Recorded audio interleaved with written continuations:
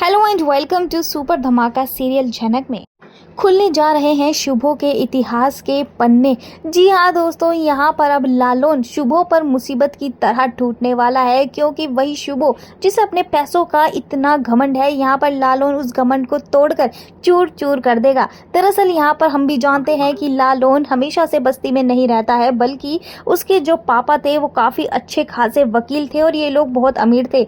लेकिन एक शख्स की वजह से इनकी ज़िंदगी बर्बाद हो गई, तबाह हो गई। वो शख्स कोई और नहीं बल्कि अनिरुद्ध के पिता है, यानी कि शुभो है। शुभो और लालोन के पिता पहले दोस्त हुआ करते थे और दोनों ही अच्छे वकील थे।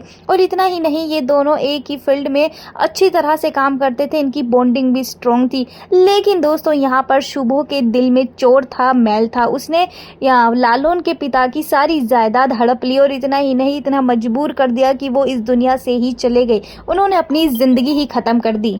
बस फिर क्या दोस्तों, ये सच अब लालोन के हाथ लग चुका है और लालोन ने कसम पहले ही खा रखी थी कि वो अपने पिता के कातिल को सजा दिलवा कर रहेगा। और ये क्या दोस्तों, यहाँ पर अभी नया रिश्ता जुड़ा ही नहीं है कि पुराने हिसाब किताब चुकते किए जा रहे हैं। लालोन ने शुभो पर उंगली उठा दी है और पुलिस लेकर पहुंच गया है सबूत के साथ शुभो के घर पर।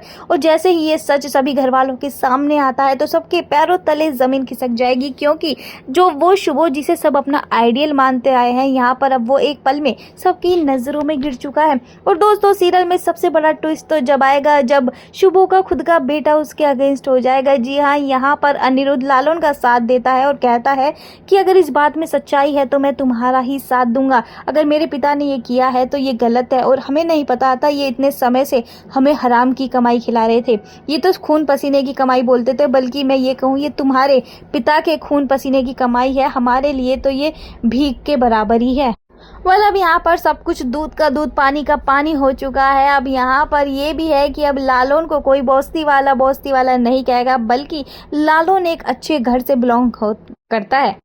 बस फिर क्या दोस्तों, एक बार फिर से अब शुभो और लालोन के बीच छिड़ जाएगी जंग। शुभो तो पहले ही लालोन को पसंद नहीं करता था और अब इस बात को जानने के बाद तो लालोन उसका सबसे बड़ा दुश्मन बन चुका है। अब ये देखना इंटरेस्टिंग होने वाला है कि शुभो लालोन को फंसाने के लिए क्या क्या नए प्लान बनाएगा।